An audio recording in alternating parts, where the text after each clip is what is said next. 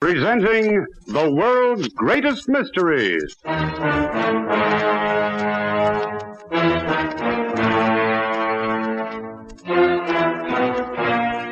And now, your host. This is Basil Rathbone. Everybody loves a mystery, and I'm no exception. And that's why it gives me so much pleasure to act as your guide on this series. You see, we've gathered together some of the finest mystery stories in the world. Stories from many places and from many times. Some of them are up to date, well, as up to date as today's newspaper. Others are classic stories of the past. Today's mystery, for instance, it takes place in Europe, the Europe of modern times, a world of intrigue and suspense where a man's life can count for very little when a country's future is at stake. Mike, our storyteller, works in the Paris office of a famous American newspaper. His job is to look for the stories that make the news, and he finds them in the places where the news is made. In a moment, our play begins.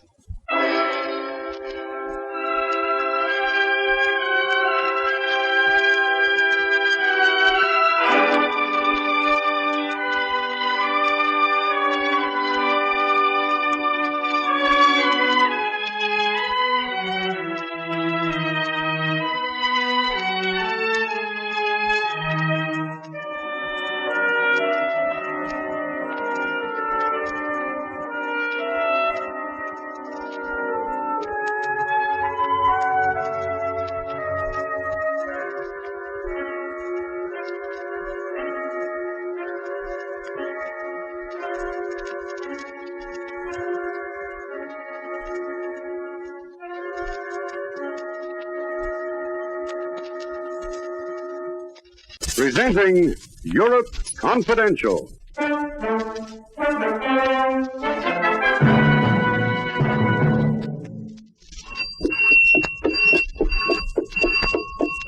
Stop, thief! Stop! Hold or we shoot! No, don't shoot! Get to your feet. Stand up or let me have a look at you. And then we will call the police.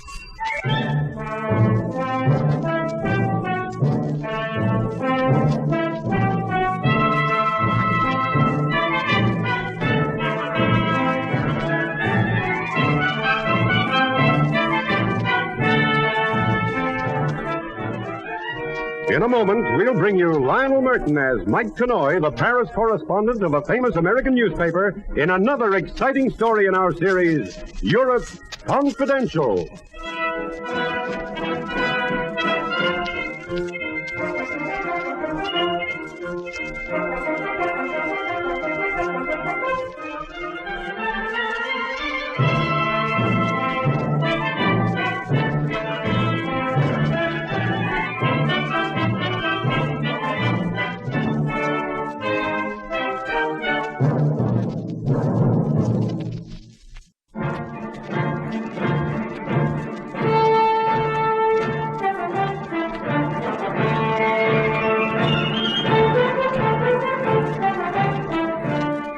This is Mike Kanoy.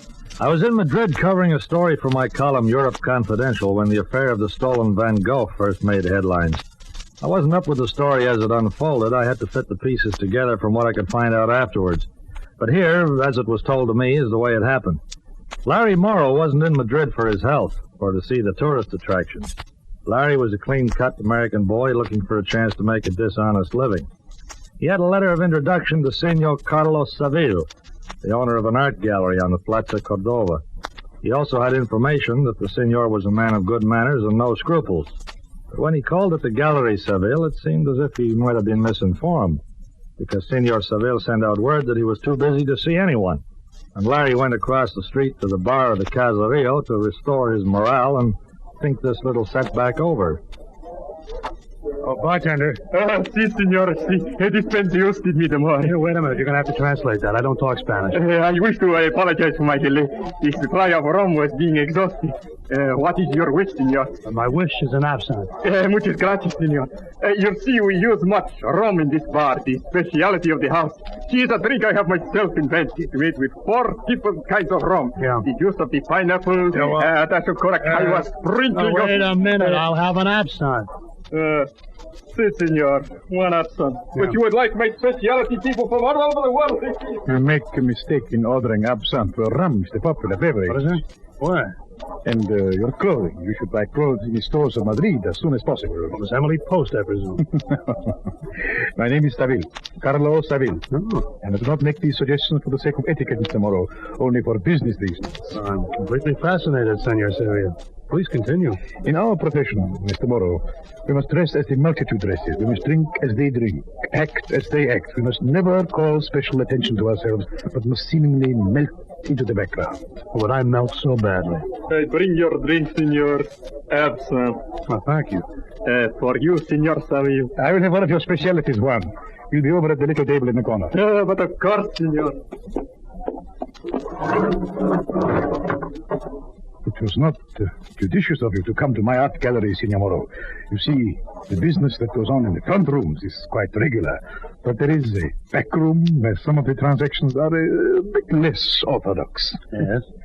My backroom friends must not be seen coming into my establishment by my front room friends. You do understand. Oh, of course. You're not giving me your full attention. Now, how could I? Did you just see what came through that door? Ah, the beautiful senorita with the off-the-shoulder dress. Well, you don't miss anything either, do you? Not very much, I assure you, Senor Morrow. Well, who is she, do you know? If you and I come to terms, Senor, she is your first assignment. Carlos Saville didn't go into further details at this first meeting. Instead, he turned the conversation to the arts, and in particular to paintings. Apparently satisfied, he arranged a second meeting with Larry the following day, and there they got down to the details. Senor Morrow, I have a profitable business. But unfortunately, I'm a man whose reputation is known. There are, in Madrid, many new residents bringing in rich possessions, priceless works of art. And you'd like to get your hands on some of them, huh? Perhaps I shall, with your aid. It is my desire that you make friends among some of these new residents. You can gain invitations to their homes and go through their private galleries. There are many such private galleries. Sounds interesting. I could even get a job later as a tourist guide. Your job will be to guide some of my friends to the finest, most expensive works of art in town.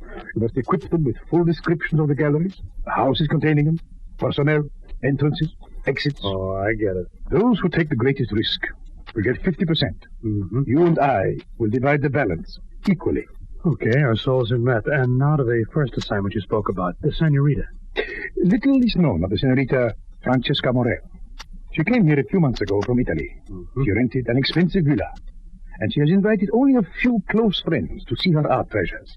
But, according to reports, she is the owner of the most valuable painting in the whole of Madrid. An original Van Gogh, worth a fortune. All that and an original Van Gogh, too, huh? Yes. She came into my gallery one day. I indicated that my heart stood still at the sight of her beauty, but she remained completely aloof. I want you to make friends with her. I want you to manage an invitation to her house. Well, even if Senorita Morel was the owner of a mere Cézanne, I think I wouldn't mind getting friendly with her. I have but one warning. Should someone guess your motives, should there be trouble of any kind, you are on your own. I won't even admit to knowing you.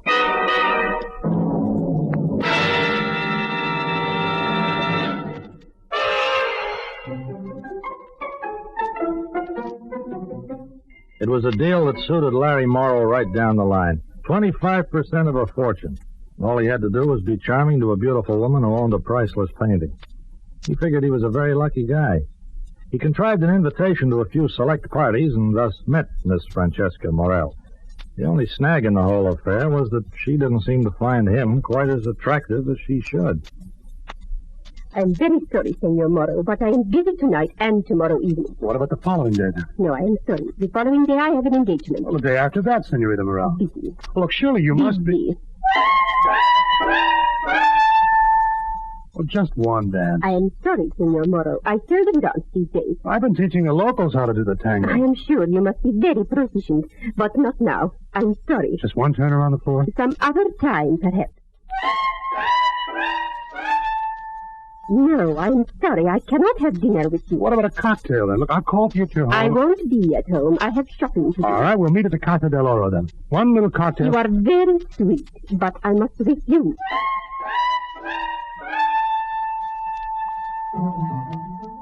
Now, there were two things driving him towards Francesca: his determination to pierce that core of cold steel and his desire to get that painting. He'd known women like her before, women with cash registers where their hearts ought to be, but it wasn't going to defeat Larry. He wanted a new bank balance, and he wanted Francesca Morel to be the donor. Well, that Saturday evening, Senorita Morel was giving a large dinner party for a visiting American diplomat. After a short study of the guest list, Larry chose as his target an undersecretary of the English consulate, a Mr. Henry Saunders. He studied him very carefully. He learned of some of his former posts and all of his weaknesses, including that of absent-mindedness. On Saturday evening, he followed the diplomat out of his hotel.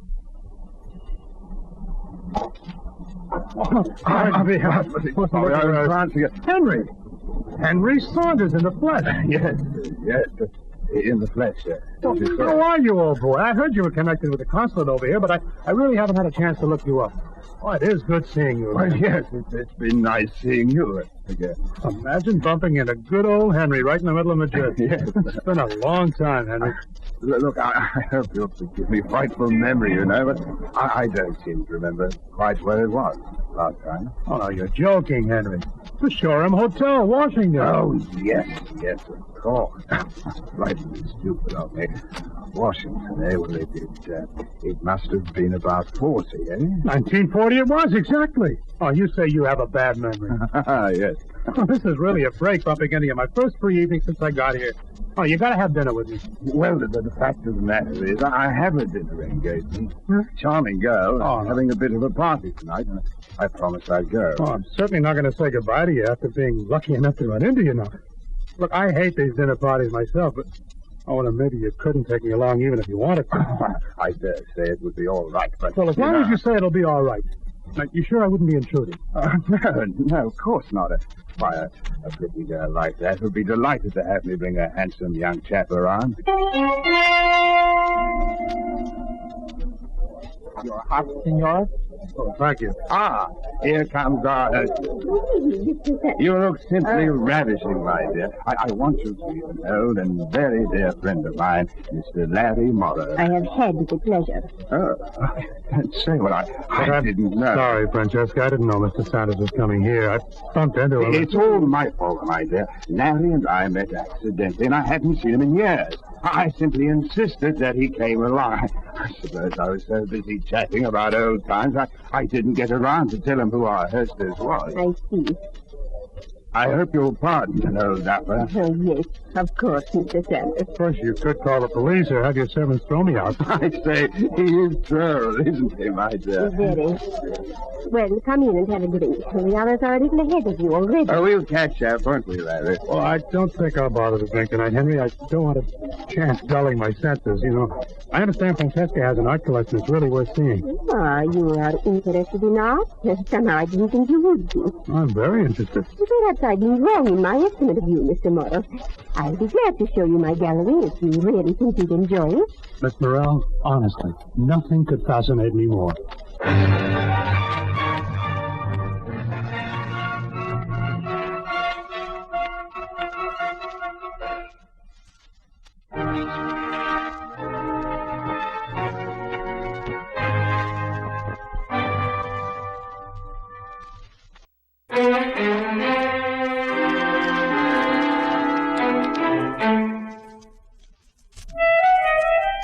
Dinner was an eternity of rich food and rich people, and long conversation.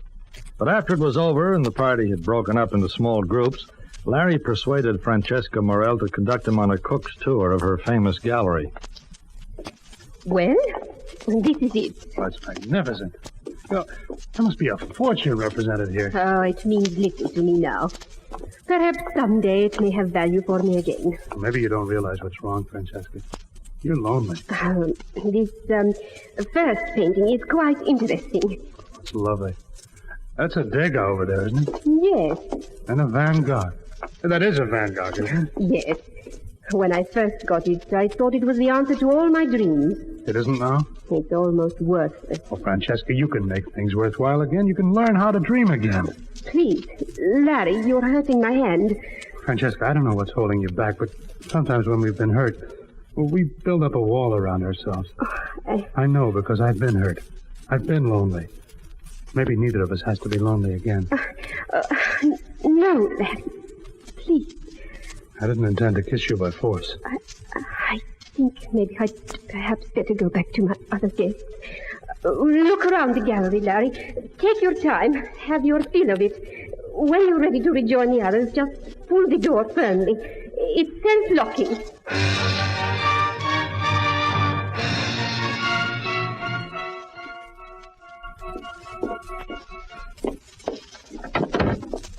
The gallery was in a separate wing of the house, connected to a small sitting room, with only the self-locking door between. The sitting room had a large French door that led to a small balcony, and the street was only 7 or 8 feet below. On the other side of the sitting room was a boudoir, Francesca's. The servants' quarters were well away. Oh, it was a setup. Larry Morrow wasn't going to give this setup away for any 25% of the Van Gogh value. Let Saville take his 25%. It was going to be 75 for Larry, he figured, as he wedged a match in the lock and then rejoined the gay party of doddering diplomats. Well, there you are, my boy. Did you manage to come out with a Picasso under your coat? I tried, but it wouldn't quite fit. I guess we all give our eye teeth for some of Francesca's paintings. She owns some real beauty, doesn't she? Well, no, let's just say that she possesses real beauty. Well put, old boy, well put. Have a drink, Larry. I really have to be going, if you'll excuse me. Shank of the evening, Larry, shank of the evening. I expect a pretty busy day tomorrow. Well, if you must go. Look, please don't bother seeing me to the door, Francesca. I don't want to take you from your other guests. Well, goodbye then. Adieu. Good night, old boy. Good night. You are leaving, Senor Morrow? Yeah, I have to be going. I will get for you your hat. Oh, look, I hate to bother you, but suddenly I got pretty thirsty. Do you think you could dig me up a glass of water? Si, senor. Of course, senor. I'll get it done. Be right back. Oh, no, take your time. Take all the time in the world. This was the one dangerous element of the whole scheme, his being seen now. He waited until the obliging Pedro was out of sight and then slipped down the corridor, hoping that they wouldn't start a fuss when he was found missing. He reached the gallery wing, slipped through the little sitting room, and into the room containing the Van Gogh. He took the little matchstick out and heard the lock click reassuringly. But just in case someone should come in, he took a position up behind a very heavy velvet drape. Hours later, he could hear the other guests leaving, the servants locking windows and doors. Someone rattled the doorknob of the gallery and then went away. He heard Francesca's door open and close. But still, he remained absolutely motionless. Until almost dawn. Until the silence was thick and heavy.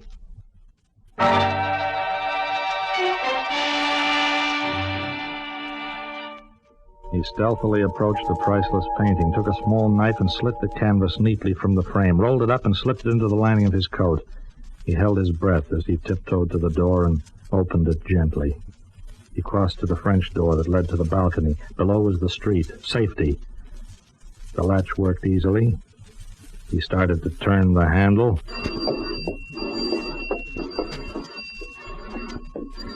Oh, my ankle!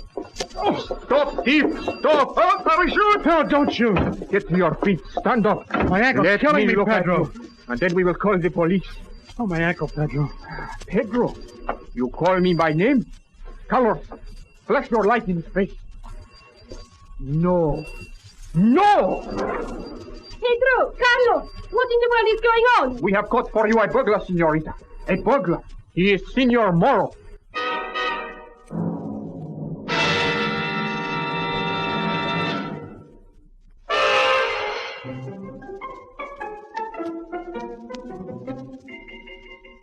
I call the police? No, senorita? Wait, just a minute. Larry, what is the meaning of this? What were you doing in my gallery? I wasn't in the gallery. What? Look, I can explain this pretty easily if we were alone, Francesca. Well, all right. Pedro, Carlos, wait outside. We have our guns ready. You call if you need us. No funny business, senor.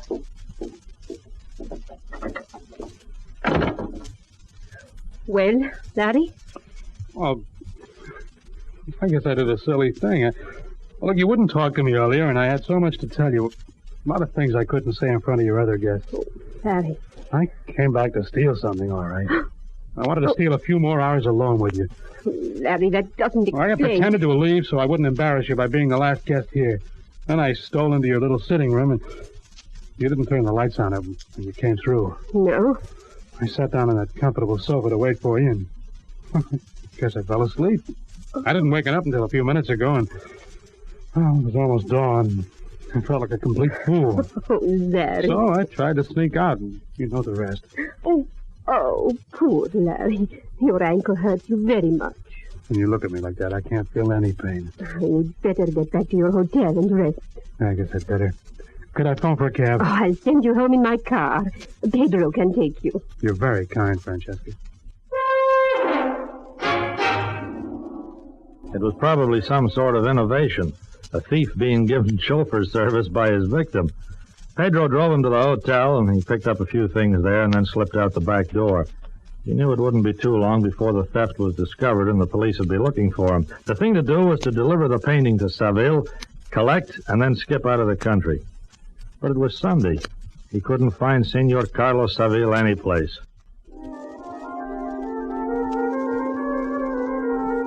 He spent the day skulking in doorways, running from shadows, hiding in deserted spots. And finally, Monday morning came, and with it the newspapers, but he didn't wait to buy one. Instead, he made his way most carefully to the galleries of Senor Seville. This time insisted on seeing him. You shouldn't have forced your way in, Larry. I told you I had to see you. You're going to be happy to see me, too. Happy? Happy? You fool. You seen the papers? I didn't risk buying one. It's all over the front pages. Look. Van Gogh, stolen. The police are searching for you. What? Idiot. If you'd handled this the way I suggested, but you... Oh, no. You had to be greedy.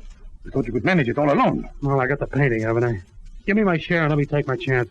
Painting?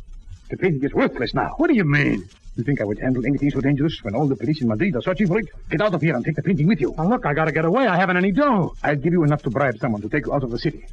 Here. Now, get going, senor, and take the painting with you.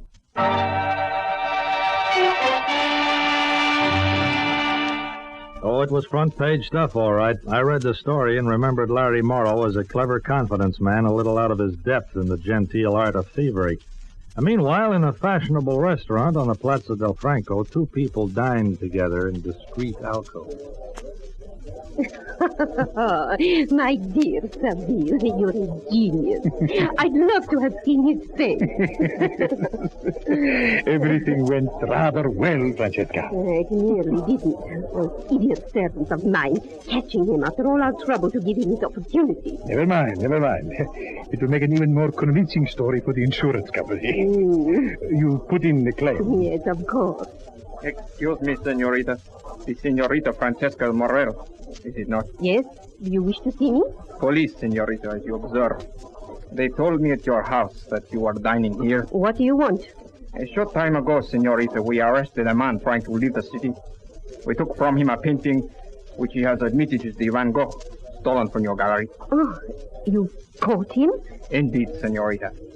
He is now at the police bureau awaiting identification. Oh. But the painting, we are rather puzzled about the painting. You see, we called in an art expert who says it is a fake. That's impossible. The insurance company say it was pronounced genuine by Senor Carlos Seville and valued at 2 million pesetas. I think if you and Senor Seville will interrupt your luncheon, there are many people at the police bureau who wish to ask you some questions. If you please, you will both come with me.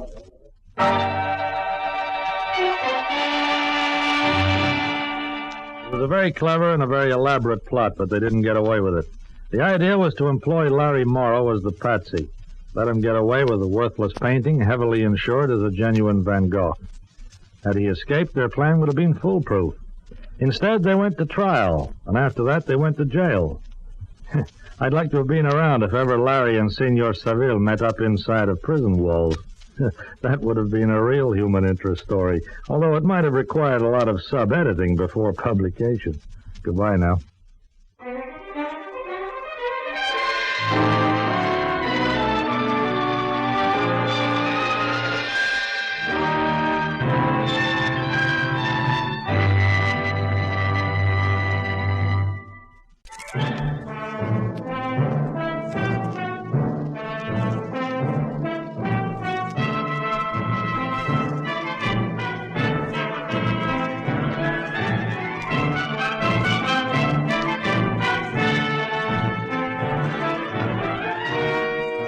have been listening to Lionel Merton as Mike Canoy in another exciting episode in the series, Europe Confidential.